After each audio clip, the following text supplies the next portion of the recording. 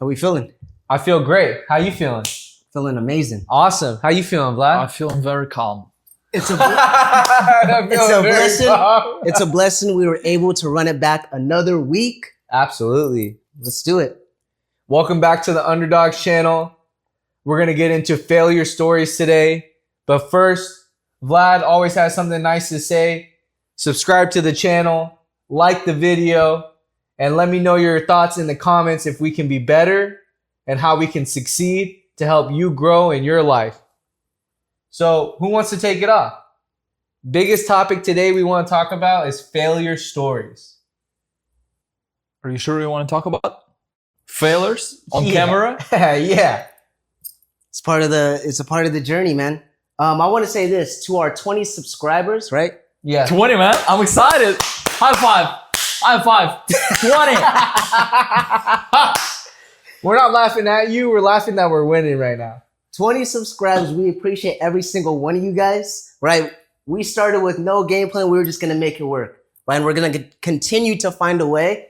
So failure stories. This is going to be a good topic. Yeah. Because we can really understand and we know what failure is and is like. Yeah. So take us away, Vlad. Bro, if we wouldn't know, we would have just stopped this podcast right here at 20 subscribers. So we know what consistency is. We know how hard is winning. Yeah. And nobody wants to talk about failures. The people that all we hear is success stories. Yeah. You just sent me this guy, he quit his job, Google job, Yeah. was paying $400,000. Yeah. And now he says, I'm glad I did that, blah, blah, blah. You know, how great of a job he did by quitting a job. And that's the success story that we see. But we don't see the story where I quit my job, I fucked up, so let me tell the world about it. Yeah. You know what I mean? Yeah. So that's what we're going to talk about. So one of the topics that we were bringing up was when you fail, most of the time it's from financial mistakes. The burden of life coming down on you because you don't have enough money coming in, or you made some financial mistakes in investing, or putting your money in the wrong areas to grow, or with the wrong people. So sometimes people forget that you're going to have a lot of financial mistakes while you're chasing success. I'm sure you've had a lot of financial... Especially here in the United States. Yeah. Like, it's always a rat race, man. Like, where I'm from, you don't have the property tax $1,000 a month. No way. On the average house. No. You don't have all these bills. People do have bills, but it's like, okay, you kind of have time to figure it out in life. Here, you don't have time. We live in California. Yeah. You don't have time, You're bro. so You right. got the Time is money. $4,000 rent. Go figure it out. Time is money. Yeah, and that's a crazy thing. You have $4,000 worth of rent. You have cars, you have insurance, bills, food. And here in California, the bills, they stack and stack and stack. So a big financial mistake is actually over leveraging yourself here in California. Especially young generation. The young generation wants everything quick, and they want to be appearing like ballers, buying, leasing cars, new cars. And that's what holds us back. And they're bitches, because if you got to show your wealth, you ain't truly wealthy. Real wealth comes from when you actually stacked and earned the dollar and put it away, not saved it, invested it, multiplied it, made it grow, and then you became a baller. But you're very much inclined to not need to spend it on some flashy McLaren at a young age, because that's not what the ultra wealthy do. They take time. They build that wealth. We're doing this mistake. I mean, I'm doing these mistakes. Yeah. Having $200,000-$300,000 income a year, buying Range Rovers that I shouldn't have bought. I bought this new car. I'm glad that a lot of things wrong with the car. I'm lemonade the car. I'm buying myself a $3,000 a car. I promise you, you'll see me pulling up. I don't give a fuck what people say, what comments they drop. Yeah. I know that I'm winning. That's what you should know. You should know that you're winning. That's what I'm going to do. Yeah. Yeah. You have to understand too, and it's funny, my dad used to always tell me this. He's like, once you reach a certain age, those bills never stop. No. Right? So you have to put yourself in positions that you can always be in a position to succeed. Yeah. When you're drowning in debt and finances, it's like you can't even have a clear mind. right? So focus on learning from those failures. Yep. Focus on building yourself where you can handle all the finances. Because I'm telling you, California moves quick. These bills Hustle. are high as fuck, right? So you got to put yourself in a position where you can just win. You know, tying off on that, I want you to look up right now what the statistic is of a average American not having more than $1,000 in their bank account at this time. So what is the statistic in America for an average American not having more than $1,000 in savings? Bro, you can have like 5,000, 10,000, but then we should also look up how many people have $50,000 of debt. Let's look at $100,000 the of statistics for how many people actually over leverage themselves, because this is a huge problem in America. A majority of people live in debt, and it could be good debt, it could be bad debt, but there's only a small amount of people that live in the truly upper echelons of life because they played their cards properly. But there's pros and cons to all of that. A big financial mistake I had growing up is I made a lot of money working 2 jobs all the time, which was great, saved. And then I had a realization. I'm like, okay, you have 2 jobs, you're making $36,000 a year. That's the average minimum wage. You multiply that by 2, now you're making $72,000. You multiply that by 10 years, now you made $720,000. And over the course of 10 years, taxes, Uncle Sam, right, takes 50%. So we're back down to about $360,000. You can't even afford a property for $360,000 in California. So now you've done 10 years of work. You slaved away. You multiply that by 3 years times 10. That's 30 years, and you still only made $360,000 times 3. It's not even like, I think it's 1.1 million around there, maybe close to 1.2 rounded up. How the fuck you can do all that math in your brain? I was gonna say math wizard. Yeah, you gotta be smart. You gotta be smart. If you want to be successful, you gotta be smart in all areas. Yes. And that's just how it is. You looked up that statistics? This is according to Delaware Business Times. I Yeah. don't know how credible this source is. Yeah. Sure. I will say that, but it says, according to a recent survey conducted among a diverse pool of Americans between the age of 18 and 54 years of age, Okay.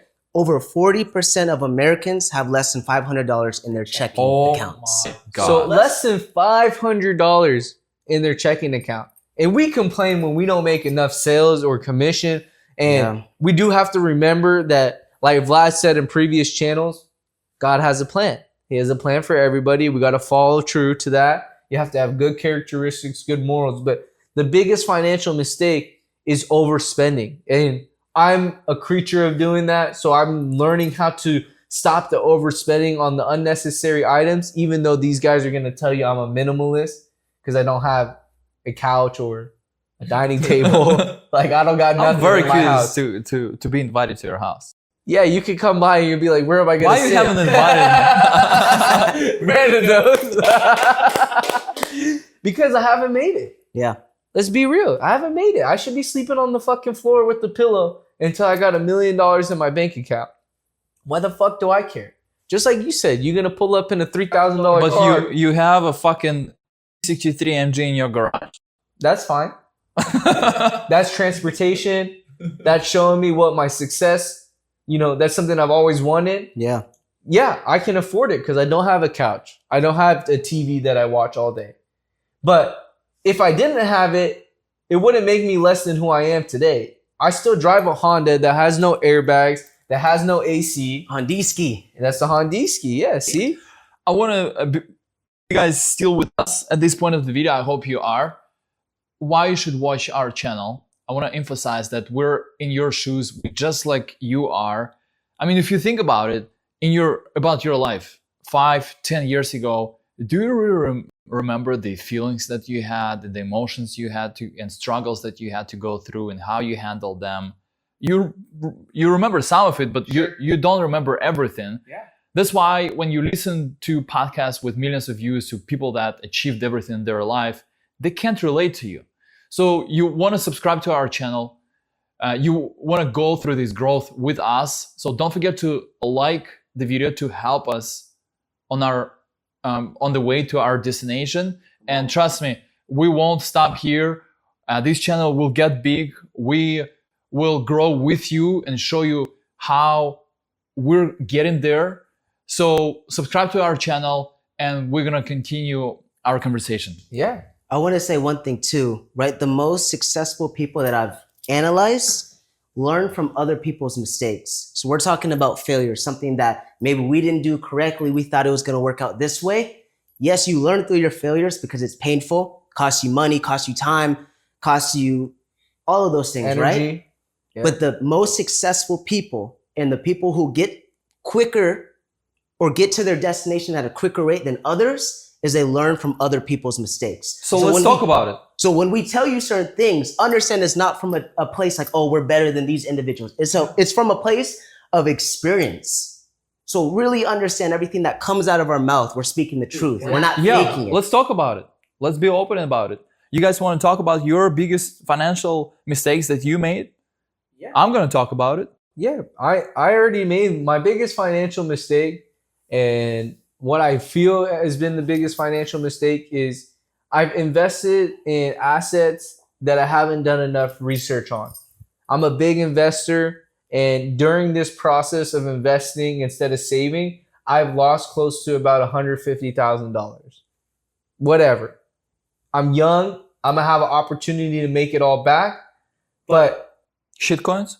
not shitcoins. Really, if you're well versed in the crypto universe, I had a full Bitcoin that I put in BlockFi that went through Chapter 7 bankruptcy because of a scandal that was going on. So I lost a full Bitcoin that's valued at today's rate, I think at 86,000. And over the last 2 months, I've actually lost 80 grand. I've invested heavily. I've believed in the market. I still believe in the market. It's not going to change what I've done. But my biggest financial mistake is I've over leveraged myself in the market without really doing enough research on it. Because if we're talking big financial mistake, that's a lot of money at my age. That's been a lot of hard-earned years of working like that. Yeah. And it's been detrimental. So what's your advice? What's your opinion where you should invest in terms of crypto? It's not even that. I think my purpose of telling you guys this is invest in what you know is going to be long-term. If you're trying to get rich quick, we talked about this on the last podcast. What comes to you fast leaves even faster. So fucking learn that billionaires think in decades process. Vlad and I are going to argue this throughout the weeks and months to come. He wants it quicker than I think it's meant to come, but I think billionaires, like Brendan said, come in decade-long processes. Don't generalize. So don't. You know what? We've had this topic, so we'll just talk about it later. No, we can talk Behind about camera, it. No, we you can know? talk No, about it no. now.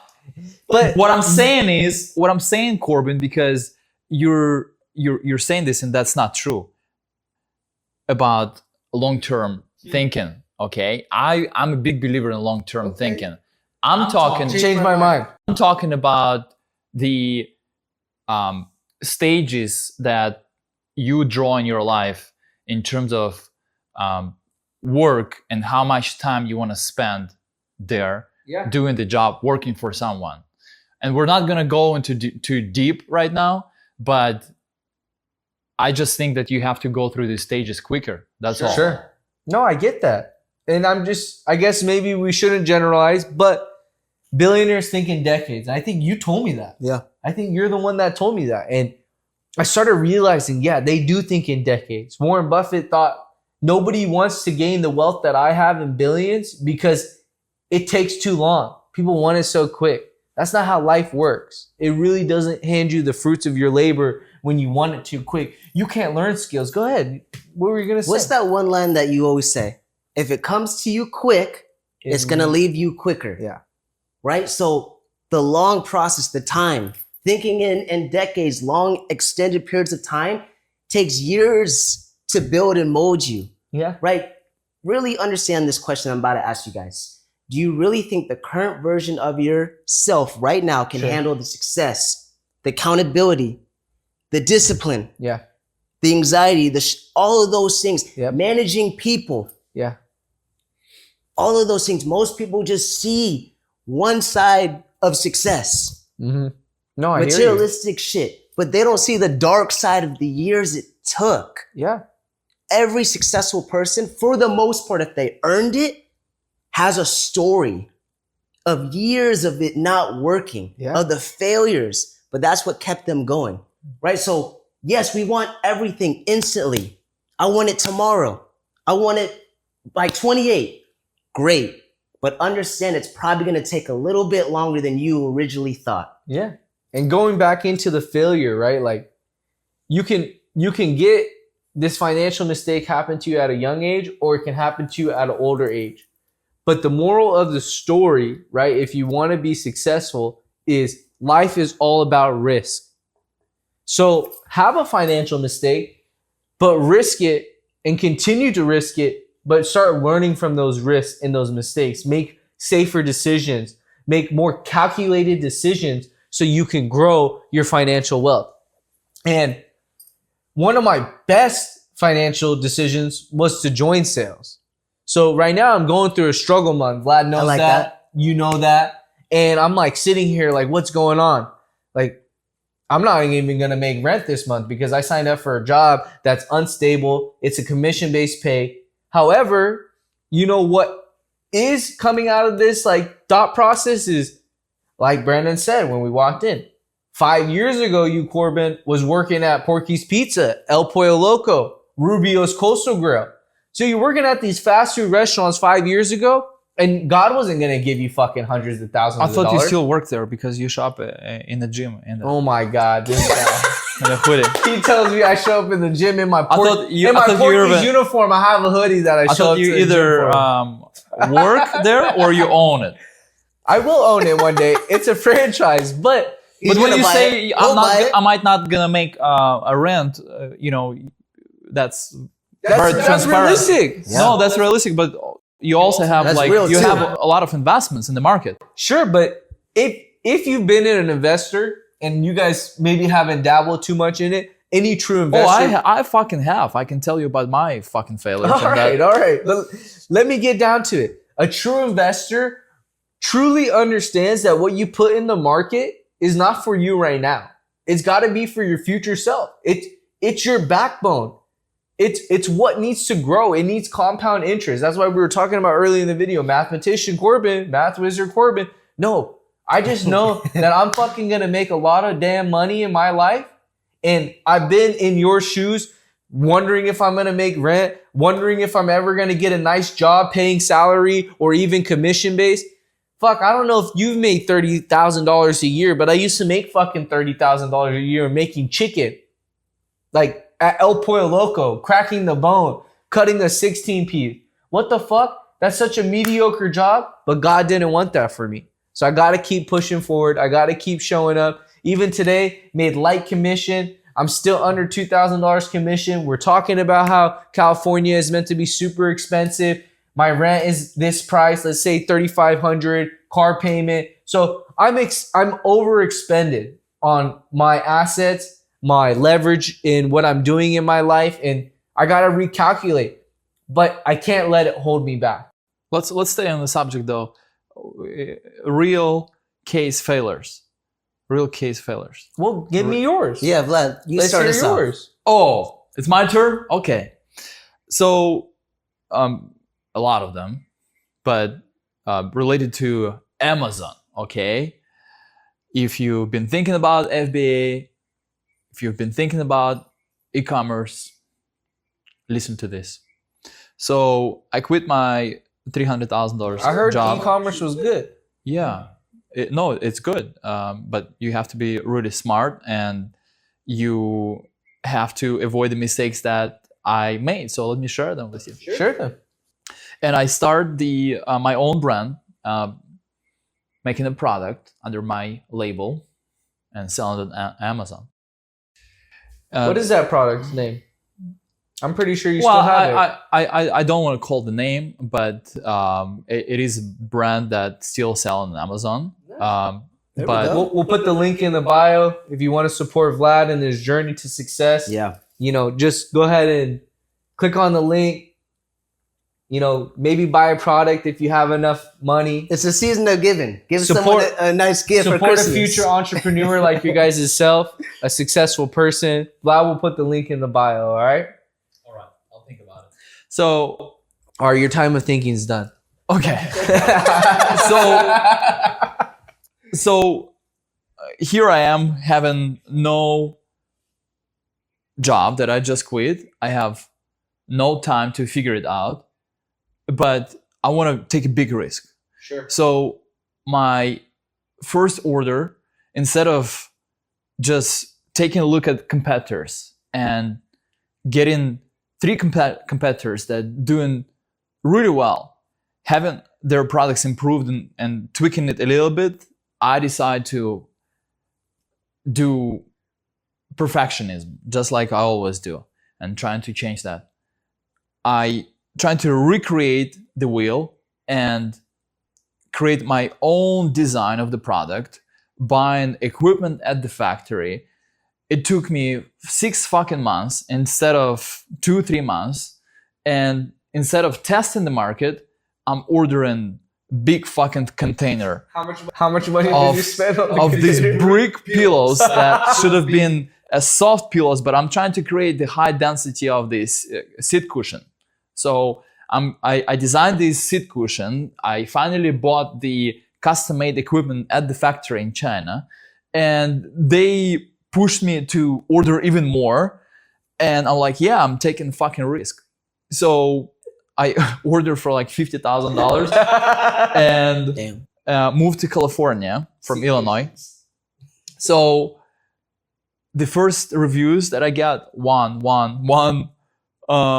the first review, I remember I'm sitting in this $5,000 rent house that I rented because I thought I'm about to become a millionaire. Because first year I made almost 7 figures in sales with my other product. That turned out to be a lot more successful because I did it quick. And the reviews say the brick is softer than your pillow. And I was like, fuck, I fucked up. Anyway, 3,000 units of bad quality product. Now I'm trying to chase and fix the reviews. So the failure and the morality of the story is fucking test the market, test small before you're trying to go big. So that's the biggest lesson I learned. And speed. Because in the meantime, what really made that year successful, I came out with a really good product. And it was just like to fill in the time while they're building the equipment, while I'm designing this. What product was that? Like a little footrest pillow. Oh, nice. And I tweaked it a little bit. I added just one more level of that height of the product. Sure. And I added a little pocket for the feet, so you can keep your feet warm. And man, I thought like I'm gonna become a millionaire because nobody had that on Amazon until fucking Chinese manufacturers started to copy me. And I'm applying for patent. The patent, they're like, no, you're not getting the patent. Give us more money. We'll fight that. I'm like, no, I'm not doing that. So for about 6-8 months, and Amazon taking you down for no reason, like the product was taken down. Anyway, the long story short, test the market first with small tests. That's the number one rule of any business. Test the market. And speed. Yeah, research. You gotta move with development. speed. Yeah. So that's my $50,000 mistake that made me go back in sales. Yeah, and we want to, like I said, put the link in the bio so that Bro, we I'm not putting the link of the product. You got to stop being No. so shy. It's a season of Yeah, giving. Someone's gonna buy Yeah, that. you so shy. No, Don't be so shy. Talk it into an existence. Talk it into existence, Okay. and remember that these people watching, these 20 subscribers, and the more to come, they enjoy watching you. They Yeah. want to see you succeed. Okay. Yeah. So I'm convinced. I'm putting the link for the food don't trust. let his shyness, bother you. He's just a little shy. Nobody's gonna buy that. Nobody's gonna buy that. All right, Brendan. Yeah, I'll say this as far as my failures. I've had so many. I'm going to go through kind of my whole journey when it comes to failures. So I'm kind of in the same boat as Vlad. I've started a clothing brand. I've started a cleaning service. I've done social media. I've tried to start a lighter brand to make lighters more innovative, right? But the biggest thing You forgot your biggest one. Helping young men get fit. Yeah, right. I did fitness content, right? Huge. Personal development. And the biggest thing I've learned is, like Vlad said, test out the market. When I started my clothing brand called Sore Thumb, I was just like, okay, you know what? I'm gonna order a big inventory. What was the name? Sore Thumb. Have you ever heard this saying, you stick out like a sore thumb? Oh no, No? Yeah. no, Have you heard it? You never heard that? bro! I didn't speak English 10 years ago. Okay? Well, you're a sore loser. I feel like that tagline is like worldwide. Yeah, it's Sore worldwide. thumb. Sore Yes. thumb? You stick out like a sore thumb. Like if Like you're different. you're walking into a party and you're the only loser wearing a suit like myself right now, like you stick out like a sore thumb. Like it's odd, it's kind of different. I always heard that growing up, and I always felt like I was different. I was like, why do I feel like this? But I started embracing myself, and I wanted to create a brand that helped people felt that particular Connected, way to be a part of something, because they always feel lonely. So I started it. I was like, I'm gonna invest at least $7,000 into inventory and just roll with it, right? Yeah. I had some momentum in college that I was utilizing, like being on the that was in lacrosse college? team. Yes. It was when I was at the University of Utah. So I utilized my college team. I was like, all right, I'm gonna give you guys free shirts, rock it around campus. But people were initially started buying it, but I didn't leverage a team and I didn't test out the market, and it just failed miserably. But you have to, again, like what Vlad said, you have to move with speed. You have to utilize a team, and you have to test out the market. Test out the market, man. Yeah. So Biggest things. You Like- were in Utah? Yes. What city? he doesn't get cold. Salt Lake City. Salt Lake City? Yeah. Okay.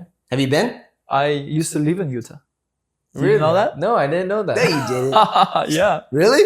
Yeah. Small- First work and travel back in 2013 when I went back home. I lived for 3 months in Farmington.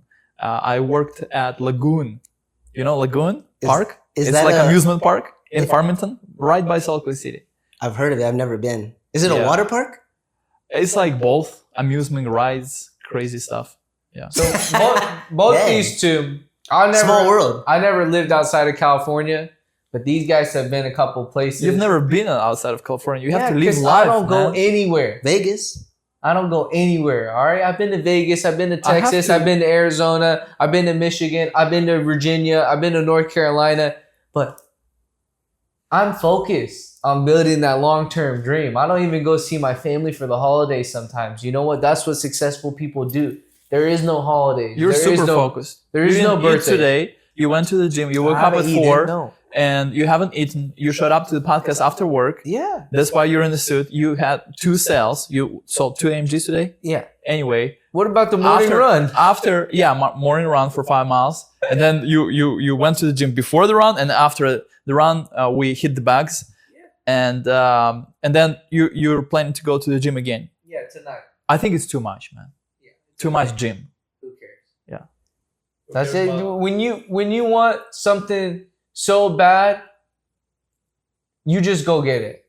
And right now, like I said, I'm not doing the best in sales, so that's my piece. That's where I get my most like self-love at, is the gym.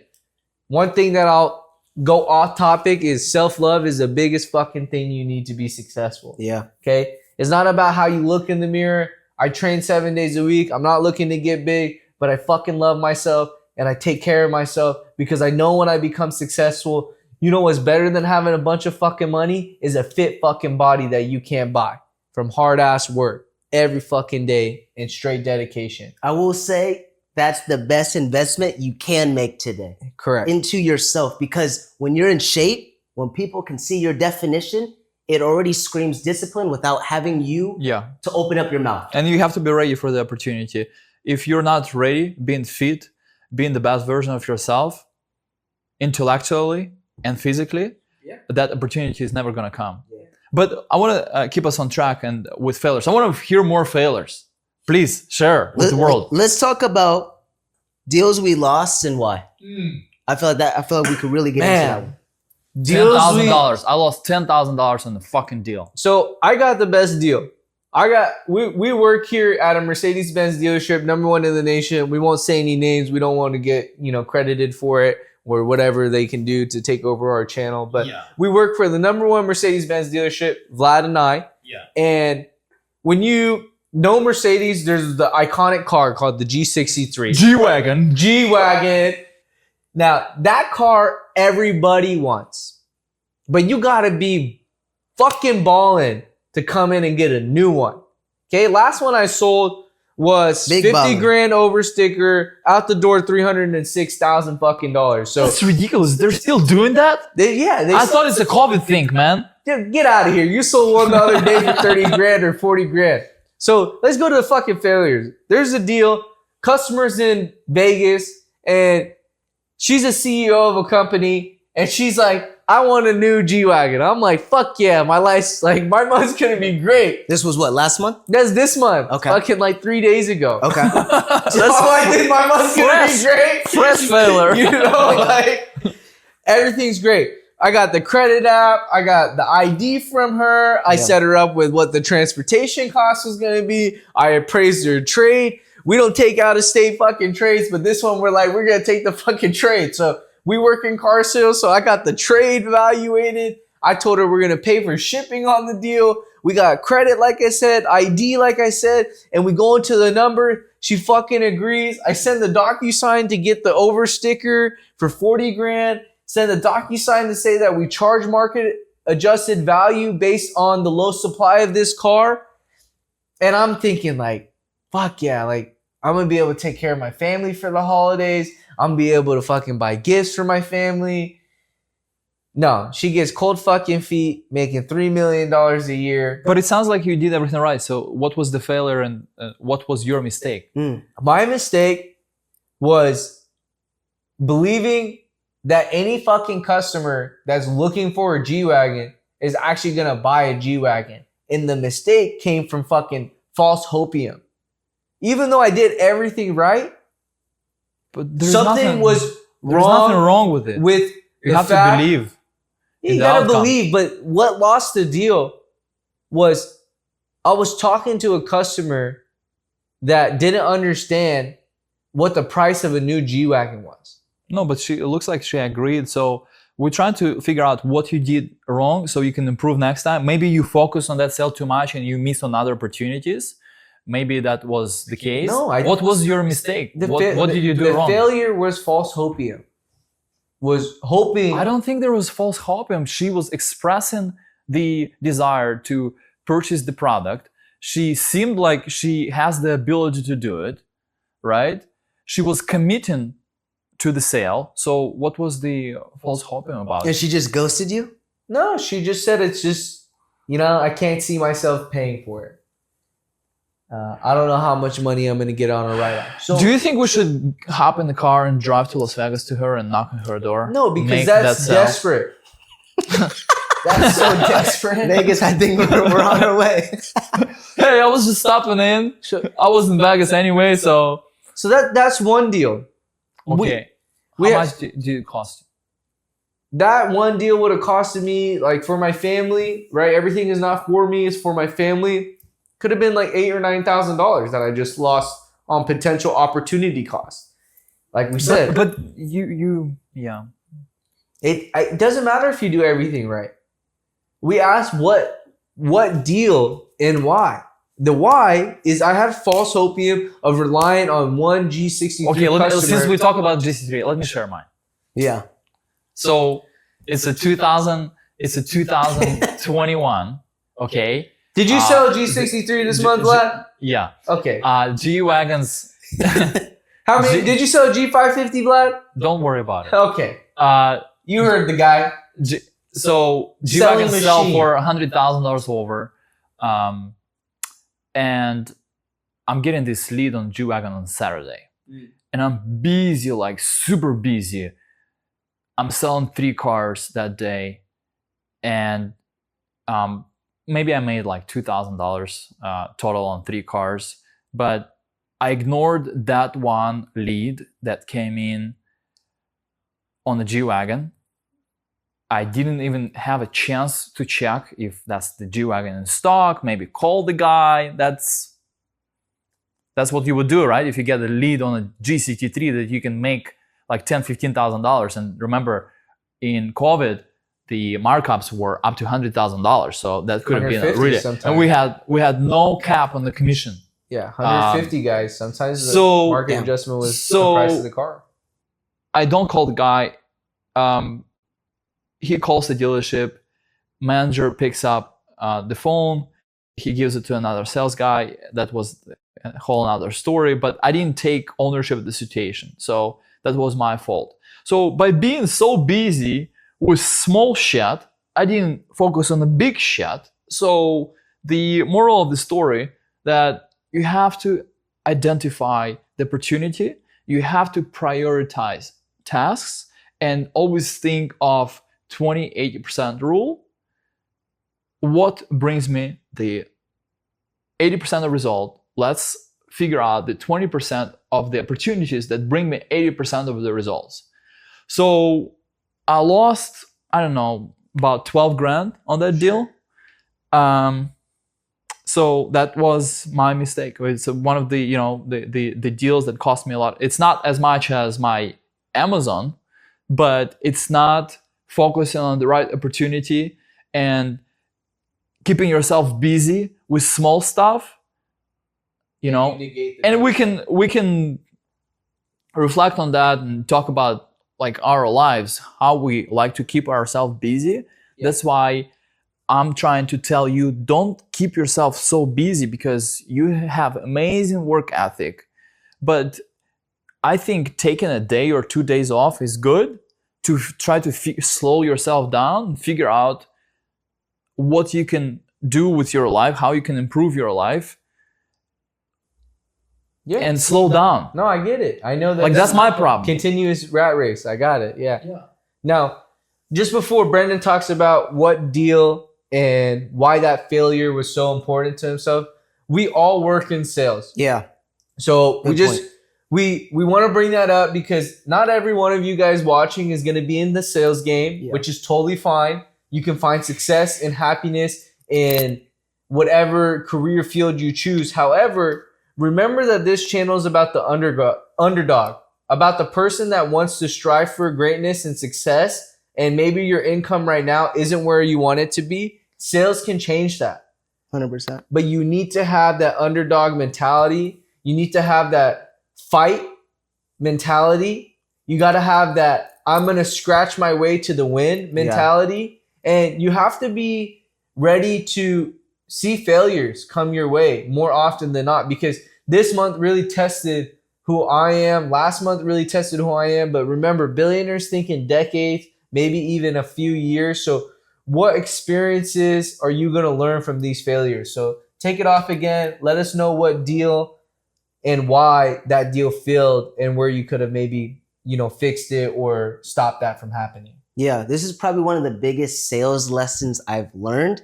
So when I was doing my personal development coaching one-on-one to help young men just get fit mentally, physically, emotionally, spiritually, where every action they took helped them take steps forward, I would pitch my one-on-one coaching on these one-on-one Zoom calls based off just content leads coming in. And there was one case scenario where this guy was an alcoholic. He was a drug addict. He's been following me for a few years and just saw how I've developed systems in my life to get better. And he was really struggling. And the whole time when I was on that call, I was just focused on getting the sale. It's a $6,000 sale, $6,000 sale. Well, I'm going to make this. I'm going to make this. And on the other side of that call was someone who just wanted help. Yeah. Who just wanted help. Mm-hmm. So the biggest sales lesson is if you put yourself in a mindset, I'm here to help this individual. Yeah. All I'm doing is just being the middleman so this person can be satisfied with their purchase. That's And huge. that's whatever you are currently selling, Yeah. right? So don't have sales breath, because that's why you're losing deals. People can feel that energy. Oh, I'm going to get this sale, instead of understanding, okay, hey, I'm here to better understand you so I can lead you in the right direction to make sure you're happy, you're satisfied. That pain is alleviated, whatever it is. So ask great questions and be like, okay, I'm going to help this individual and watch you never lose a deal ever again. Yeah. And I was listening to something my brother sent me. I have a younger brother. He's not that much younger, 1 year. And he sent me something that Kobe Bryant's biggest regret, one of my favorite like sports enthusiasts or someone that I look up to a lot. He said, you know, one thing I regretted was not having enough empathy while doing what I love, my passion. So whether that's sales or whether that's taking care of your family or whether that's helping the individual just because of your kindness of your heart, like you did when that person had fallen down and you helped him, and you told me about the story this morning about helping him because he hit his head on the sidewalk. Having empathy is huge, okay? It takes away that sales breath. It takes away that, hey, I'm just here for me mentality, which is great and all. But have empathy, because that's what's going to lead you to understanding other people on a better level, understanding what makes them tick, what makes them, you know, want to strive for greatness, or what makes them feel like they're not welcome somewhere. So learn those little empathy tricks so you can continue to grow in your sales career. It transitions into everything. Empathy is very important. It's just how karma and universe works. If you don't have empathy, I believe if you're just not good person, you might win now, but long term you won't. And I don't know what long term is. Maybe it's this life, maybe it's another life. Sure. But you just won't win. And it transitions into sales too. What you said, Brandon, is so important to say in sales. You have to be genuinely interested in another person and be genuinely willing to help and see another person and not just somebody's wallet. And the other day, I do coaching as well for salespeople in my field. And this girl signs up on my, what you call it, Calendly link. And she's like, and I'm telling her about the price of the consultation, and she's like, I really appreciate it, but I can't afford it right now. I promise I'll get back to you when I can. And in my head, I'm like, okay, well, my time is worth money and I can't be helping everyone. But on the other hand, I was like, man, what if she's struggling right now? What if she's like going through some hard times and I could really help her to change her life and enter sales? And I'm busy, but as I'm walking, I'm picking up the phone. I'm gonna call her and start and ask her a couple questions. And I just ask her, hey, why do you want to do this? Why do you want to start, getting in sales? And do you have a husband? Do you have like kids? And like, yeah, it's difficult station right now in my life. It's not stable. In a relationship with my husband, I'm like, boom, you don't have to say anything else. I gave her like 10, 15 minutes of my time. I gave her a couple tips that I hope that she will implement. And I just did that because, yes, valuing your time is important, because then you'll try to, help everyone. There is cost of your time. But some people just need your help. And I figured this person really needed my help. And I felt so good after, it felt like I gave her a direction, and then it's going to be her choice to accept it or not. But I felt like I really helped the person that needed that.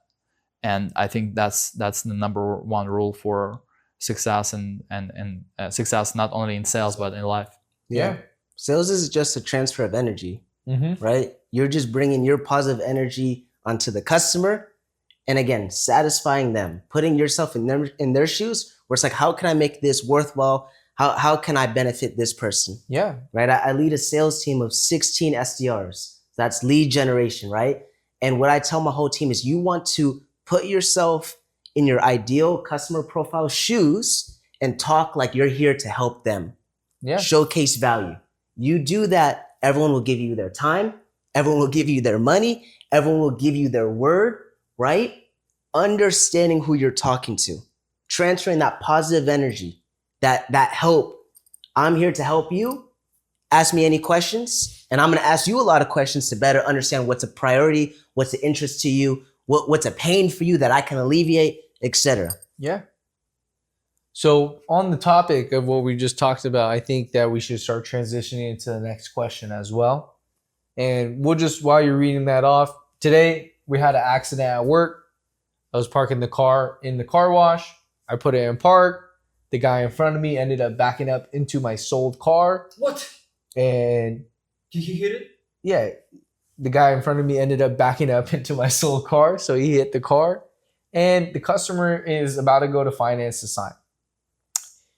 A non-empathetic salesperson would have pushed the sale and sold the car because the damage was so light that it could have been missed. But a person with integrity like myself, character and morality, made us switch the VIN out, match the same deal, made sure the car was the same, and got her a new car because that's the right thing to do. And that karma will pay dividends because when I go buy a Rolls Royce or a McLaren or a Bentley or a G-Wagon or some Pagani, I don't want my sales rep or someone selling me a car that just got hit after you're building this great excitement. So just wanted to bring that up before the topic. Having empathy, huge thing. And we'll go into another failure because this podcast is all about how you fail and does it define who you are. 100%. The next one is, what failure actually taught you? Wow. That's pretty deep. So failure, like I said this month, I'm failing miserably. And that's how I feel is happening. But feelings don't dictate the outcome of your life.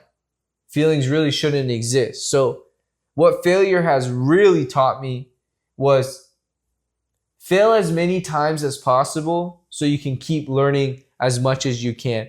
Continue to show up with the good attitude like Vlad sent me the other day. Continue to show up on your hardest days with good attitude even after failing. So failure has only taught me that if I sit and dwell on the failures that are happening in my life, the only thing that can continue to happen is more failures to come.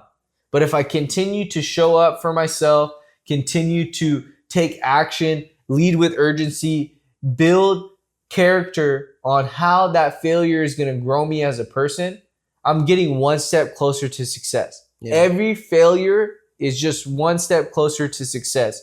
Every failure is just a learning moment. So what it's really taught me is fucking fail and fail and fail and fail and fail and fail and fail, and then bam.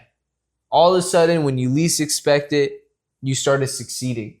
And you started succeeding so goddamn much that you don't even know what just happened.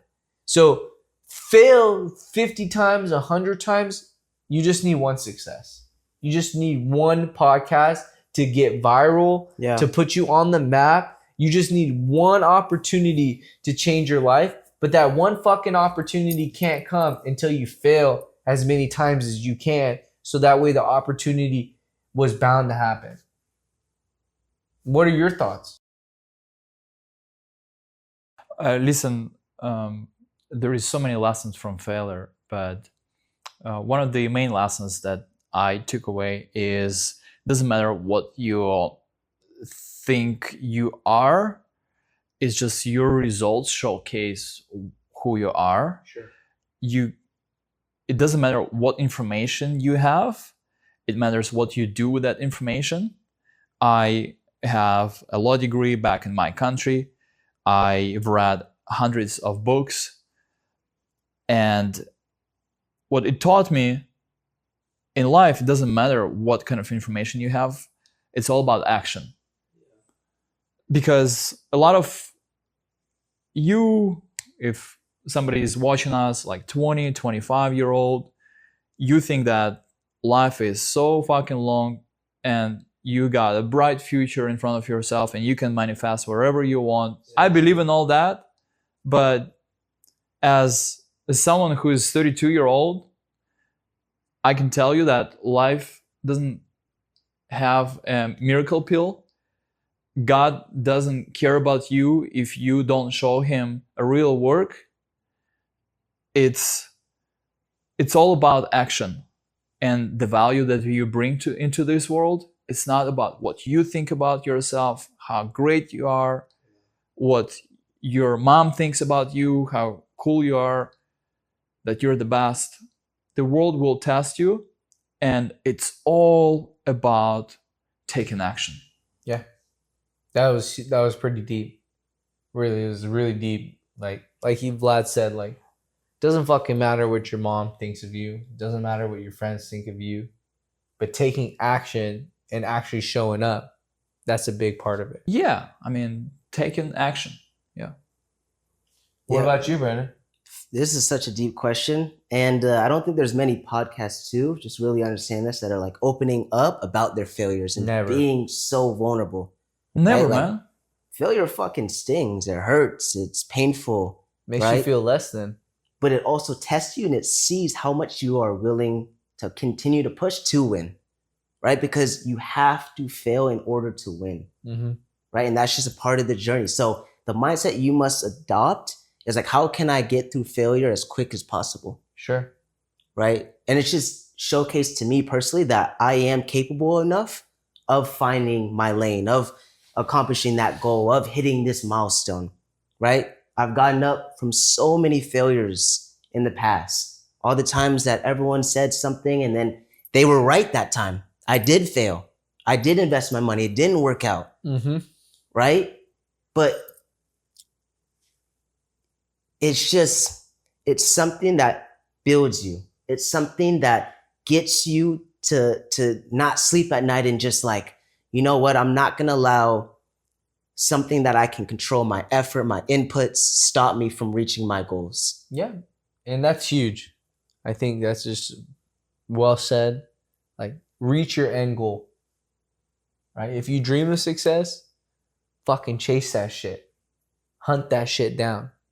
Be a fucking man, be a fucking woman, and go get the success that you dream of. You think any woman watch this?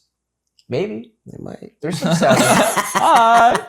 There's some savage women out there. If I'm gonna have a woman in my life, she's gonna be a ruthless fucking savage chasing success.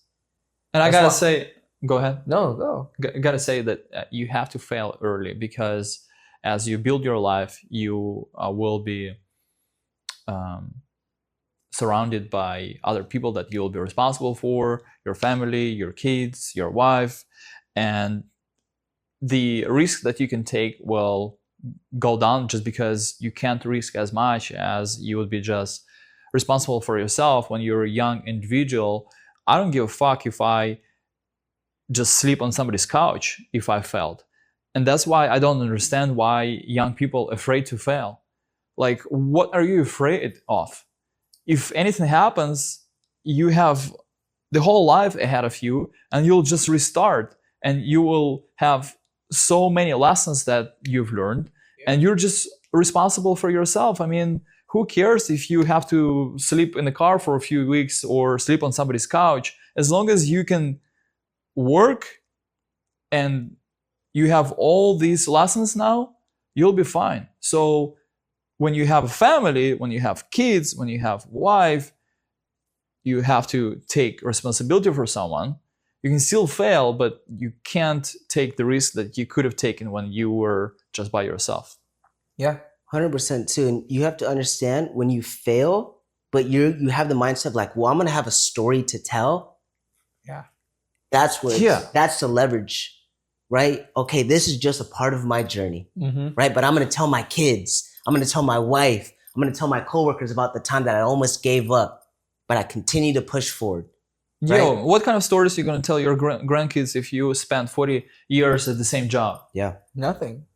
No stories. There's no Yeah, story. there was- Actually, I'll say this, stories of regret. Yeah. Yeah. That's what the stories you're going to start to tell your family. Famous people that you guys watch say that weak times, right? The people that stick in their jobs for 40 years create strong men, right? So the people that have the biggest regrets and they didn't do anything with their lives have to create strong men to fix the mistakes that the weak men have created. So just remember that your story is going to define whether your family, lives prosperously or they end up living a life of mediocrity. So set the guideline, right? You send your son to jiu-jitsu, taekwondo, like you're setting them up to be successful. And that's huge. We have parents out here that never set their kids up to be successful. Like my parents didn't understand sports would play a great role in being a student athlete, just like Brennan. Student athlete means you show up not only for practice before school even starts, but you can maintain a certain GPA to be able to play the sports and then be on the team. And so what that builds is a discipline and consistency at a young age to keep going.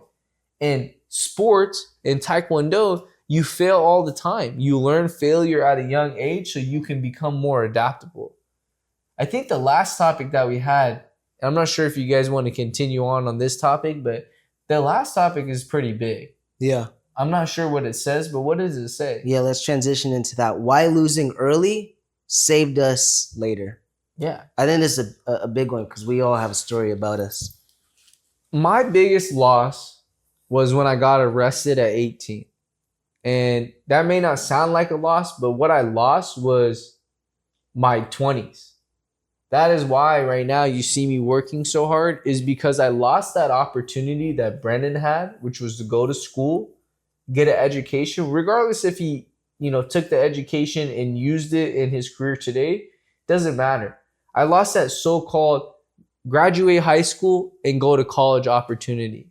And I lost the connection with my friends and my family because I was the person that went to jail, that ended up on felony probation, that still was smoking, doing drugs, and drinking. And so what I lost was myself. And you have to remember that you have to really change who you are. You have to keep failing, right, through all these moments to build and mold that better version of yourself that you talk about all the time. Mm-hmm. You have to go through these strong moments in life to be a strong father like Vlad. Because Vlad's had his own setbacks, and when he tells me his stories, I'm like, fuck, man, I'm a bitch. Straight up. There's people that are going out there in life that have had a way harder life, that have come to America with less than, or have families that have less than. Like, we live over here in a very affluent community in Irvine now because I've learned from my mistakes. I learned that my environment dictates where I'm going to go in life. So That's I continue to get closer and closer to where I want to be in life, which is right on the fucking beach of California. Yeah. And I'm getting myself fucking closer and closer and closer, and I'm rehabilitating myself. So I'm working on how to be successful in life through all the losses that I've had in my life, right? How losing early on in my life at 18, making these fucking mistakes I made, I was able to mold myself into the man that you guys see today on camera. And this is my beginning. I'm just hatching. I can't wait till I turn 30. I tell Vlad that all the time. I tell Brendan that all the time. I can't fucking wait. Most men, I'm going into my dirty 30s. No, nigga. Sorry, excuse my language. But, You're not preach. but you're not going into your dirty 30s. No, that's his best time for a man. It Yeah. starts at 30. Yeah, you're not We're going not even in our prime yet. You're not going into your dirty 30s because of the fact that you ended up not taking care of yourself between your 20s. That's the dirty 30s is when you Most men neglect start who you are. to deteriorate at 30 Yeah. because of drinking. I'm gonna be strong as a buck. Man, you can be such a good looking individual as a man Yeah. until But fucking Corbin. 65. Man, women are gonna look at you, and if you take care of yourself, Yeah. until you're fucking 65. Yeah. Like they're gonna take you seriously, like you're on the market. Yes. Yeah. So those losses, right, grew who I was. It made me learn at a younger age what not to do, what to stop, how to become a better version of myself. There wouldn't be Corbin today No, not without those After- mistakes. 100%. the failures that you had as an 18-year-old. Like you mentioned, your parents didn't take you through the lessons that you would want for yourself or your kids Yes. through doing sports. Now we know Corbin, and if there is any, we're touching the subject of sport at work, there is Corbin comes up as the main athlete in the building with 100 people because he shows up to the gym. He hasn't missed a gym for years now, and you can see, just looking at you. Yeah, and that's it. Just learn your losses early, right? Yeah, That's all I gotta if say. it wouldn't be the case, then No, we I wouldn't have wouldn't. the Corbin that No, we know today. You wouldn't, and that's what God's plan was. Mm. He was talking to me. He's like, "You're just making mistake after mistake after mistake, and you're not learning." So I've lost a lot of friends on the journey too, to who I am today. And God made that happen. I truly believe that if he wanted to take someone, he should have taken me from all my mistakes, but he didn't, because he's like, I want you to learn and grow and continue to be successful in life so you can take care of those families of the friends that you lost and the people that you love. But I'm going to take something that fucking hurt you so deep that you're going to have to learn to be adaptable. So it's God's plan. I'm going to make you go to jail so you can learn from what the fuck you did. I'm going to make you sleep, house to house, friends to friends, so you can learn that you don't have a home. I'm going to make you work minimum wage jobs and clean the fucking toilet and wipe the floor and the concrete. What the hell? Wipe the concrete? Yeah. I'm going to make you do all these mediocre jobs, and then I'm going to give you an opportunity to go into sales. And that's what Brandon was saying in the beginning of the conversation. Lose early, and then think about where you were 5 years ago to where you are today. Then think about where you were 3 years ago to where you are today. You prayed for this moment. So tell me, one of you two, about when you lost early that really defined who you were. Yeah. I love what you said, Corbin. Like, that was very deep. And if you guys truly know Corbin's story, you know how vulnerable he just got, right? I just want to say this before I go into my topic or my, story. It's the failures that shape you, right? So this ideal version that you have for yourself, just understand you're going to have to go through a lot of failures to get to that ideal person, right? The biggest failure that I went through initially was, but actually hindsight looking at it, was the biggest success was when I was in college. I was a junior on the lacrosse team, right? And the first time ever in my life, I got benched. The first time ever in my life, right? And sports growing up was such a big thing for me. Like, that was how I got a sense of identity, because I was always playing sports. It was sports and clothes. My father was in the clothing industry, and then all I knew was sports, right? And growing up, I was like telling myself, one day I'm going to get to a university. I'm going to get a Division I scholarship. I'm going to find a way. Originally, I thought it was football. Turned out to be lacrosse, right? A unique sport. And when I originally got recruited to go to the University of Utah, it was a different coaching staff, right? And they saw the value in who I was, and I was being utilized on the team and just, helping the team be successful. Going into my junior year, that coaching staff left, right? They went to another school. So a new coaching staff came in, and I thought I had the job. I thought, oh, I was good because I'm already a junior. I've been here for a while. I added value. I was an offensive captain, etc., right? But at the end of the day, I didn't work hard enough for that position. Mm-hmm. So I got beat out. Brutally truthful honesty that I've never probably, admitted before. I got beat out. I thought I was a shit. I thought I could just walk into practice, do whatever. And instead of using those emotions of like, fuck this, I'm over this, I hate lacrosse now, I felt bad for myself. I complained, I point fingers, I made excuses, right? But now going through that, experience, I will never allow anyone ever to outwork me, to, outcompete me, to show up earlier than me, to leave later than me. Like, that situation killed me. I was so lost, because that was the first time ever I had to deal with adversity when it comes to sports. Sparked your very similar story. Yeah, sparked your competitive advantage. Like, looking hindsight, that was one of the best things that could have happened to me. Yeah. Because that's why I work so hard right now. That's why Corbin works so hard, because we understand failure. We understand when people are beating us that shouldn't be, just because we're not putting in enough work. Yeah. Right? So that ignited a fire in me that I'm never going to stop. Even if I amass the things that I want, I still have to push forward, because there's someone out there wanting your position. working a little bit harder, wanting it a little bit more, investing in time and due diligence a little bit more. If you freaking just take your foot off the gas pedal, they're going to come for your spot. Yeah. It's crazy. I had the same situation. Like the coach stuff changed, and it was a competition of. So back where I'm from, we have one of the biggest sport arenas for soccer in Europe, in my hometown, and it's the name of the team is Sheriff, and there was like 50 kids in the beginning of the camp, and they said that 5 is going to sign the contract. I was 12-year-old. I got in 5 group. I was telling everyone, my older brother, the family, everyone that like I got chosen. And the coach staff changed on the final game, and they decided to keep 1 guy instead of 5. They kicked everyone out. It was the biggest trauma of my childhood. Like I wanted to be a soccer player. I wanted to be a soccer celebrity, and that team could give you that opportunity if you're chosen. And the coach that choosing kids changed on the last final game. They kick everyone out. It's pretty traumatic. So I can understand your pain. Yeah. It's like when you're young like that, and I was 12-year-old, it's really, really painful.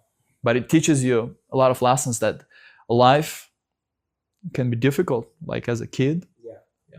You don't really understand yourself without the failures too. Yeah. Because it really shapes and molds you into a better version, right? If you win all the time, just understand you're not as strong as you should be mentally, physically, emotionally, right? So yes, failure sucks. That's the last thing we want to go through, but it's a necessity, right? Change your mindset from, okay, how fast, or I don't want to fail, to how fast I can fail. Yeah, it's just natural to human body to grow muscle if you break the muscle first. Yeah. It's just very natural. Yeah. The person only will improve and work on himself if you're going through failures. Yeah, I mean, like I said, I got arrested October of 2016. Today's date is 12/15/2025. Going back to what we said during the podcast, billionaires think in decades. It hasn't even been 1 decade, and I've changed my life completely. From what I was 3 years, 4 years, 5 years, 9 years now, right? So in 9 years, I went from being a convicted felon to becoming who these gentlemen talk about proudly, his work ethic, the way he functions, the way he goes to the gym twice a day. Talk about your achievement that you just got. So Vlad and I, we both got an achievement in the last few months. And Vlad, sorry. We got an achievement. I've been with the company like for 5 months. What you say? He's like, sorry, Vlad. I'm like, I'm not sensitive like that. Yeah, none of us are sensitive. So we got an achievement from work that said top sales, consultant. And I've only been with Mercedes brand for 5 months. And I was just running that race. Like, I told them in the interview that I would be, a top salesperson, and I strove and I strive for that every day. So I beat myself up a lot when I'm not. That dealership never hires someone without a Mercedes experience, though. Yeah. I don't know how you got there. Yeah, everybody has some sort of German experience at that dealership. Yeah. Where we work, which is insane. Yeah. And I didn't get hired by the typical GM, the one that's meant to vet all the new hires. I was hired based on the GSM's decision, which hasn't ever been done in like 20 years of that company being around. No one's ever been hired without the GM's permission, except for me. So yeah, I got an award. I worked hard for it. I felt really great about it. But I learned something from that moment that's not going to be what defines me or breaks me. What that actually is just an achievement of all the hard work and dedication I put in for the last 5 months. And I have more rewards and victories to come. Yeah. And Vlad, first month with the company, he got top salesman, top customer satisfaction. And it was a prideful moment, not only for Vlad, but for me. We were head to head that month. And this guy just put you just imagine 2 people running a marathon. And you think that the second place person's like close to number 1, seconds away, but Vlad puts on an extra kick and fucking finishes 4 cars ahead. And I mean, it was like a beautiful masterpiece that went down. And then we talk about it. We learn from these moments. But the biggest thing is we learn from our losses, because that was the first month, and then the 5th month I was top. So in between that was 3 months of we weren't top salespeople, but we kept showing up.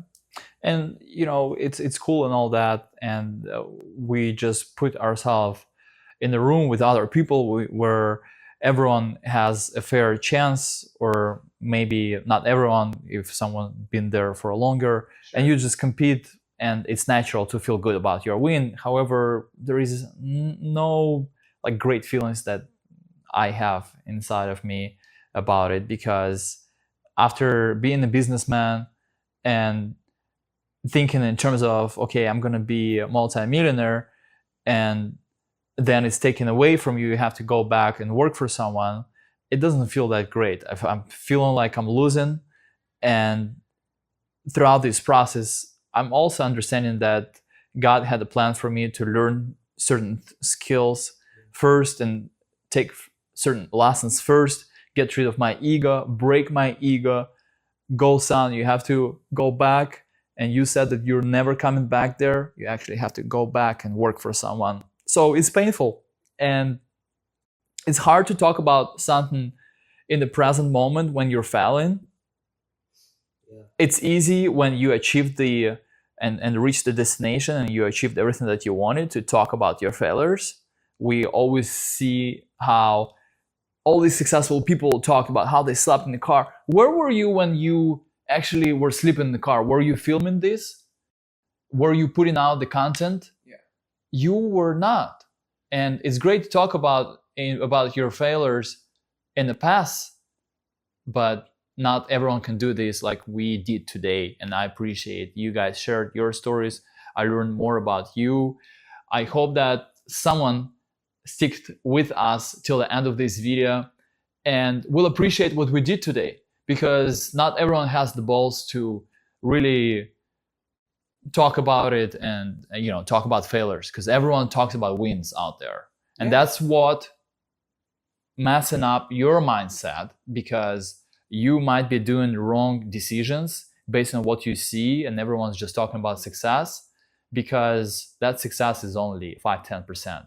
Most of the things that people do, you know, quitting the job, making a financial big decision, like on a risky big decision. Yeah. Most of the people fail, but we don't see it. We only see success, because that's what the social media is about. So I want to say this too, because Vlad's on a really good point. Nobody's going to remember your failures when you do win. That's going to supersede all the failures that you went through. Yeah. Right? People are going to remember you off that one win. They only remember how many home runs Babe Ruth hit. They don't remember how many strikeouts he had. Yeah. They don't remember how many games Michael Jordan lost. They only remember all the championships he won. Boom. They don't remember how many games Kobe Bryant lost. They just remember all the championships he won. Yeah. It's because in the losses, you learn who you are. But when you win, it's from all the losses of learning who you are. Yeah. It's like a double entendre statement. Like, you have to lose to win. And us being open about our failures really is something that can connect with the normal audience. Like, I went very deep in the fact that, like, I'm not making it this month and my rent might not get paid. Those are deep concerns of failure that regular people have all the time. But what you do about that is what's going to decide what comes out of it at the end. And so just be stoic, be fucking emotionless. Remember, even if you got everything taken away from you today, life is going to move on. The fucking sun goes up in the morning and the moon comes out at night, and then the life goes on. Your family dies. Sorry, weird, like melancholy topic. Life fucking moves on. So what you're going through, you got to get over it quick. You got to move on. Your father and mother passes away. Nobody's coming to help you. No one's coming to save you. Move on. Life is going to be a continuous, like, circle, and it doesn't care what happens to you. So just attack it with all your might. Fight like a fucking dog. Be an underdog. Be a winner. Have a winning mentality. Go through your struggles, put it out there on social media. Don't put it out there on social media. Doesn't make you less than the person you think you are. On this strong note, we're gonna finish this video. We're gonna thank you for staying with us until the end of the video. Don't forget to subscribe to this channel to witness our journey, and we'll see you in our next video. Peace.